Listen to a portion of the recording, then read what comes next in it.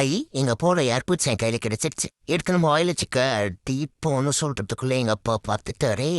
சரி நம்ம வாயில வச்சு கடிப்போம். எங்க அப்பா என்ன அடிக்கவோ போறாரு, கொஞ்சம் தானே போடுவாரு. ஏய் அப்பா அப்பா என்ன பண்ணுவீங்க? இப்ப என்ன பண்ணுவீங்க? சரி ஃப்ரெண்ட்ஸ், நான் இன்னைக்கு ஒரு அட்வைஸ் பண்றேன், அதை கேட்டுக்கோங்க. கேட்காதவங்க கேட்காம போங்க.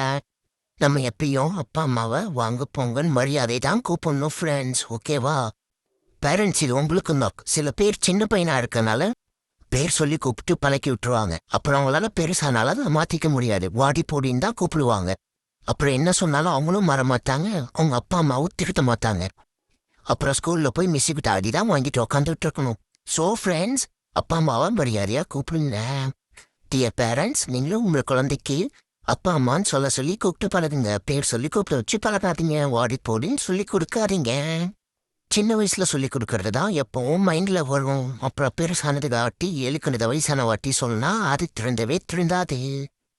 நாய் வாழ நிமித்தவும் முடியாது. ஓகே ஃப்ரெண்ட்ஸ், பாய். சப்ஸ்கிரைப் பண்ணிக்கோங்க.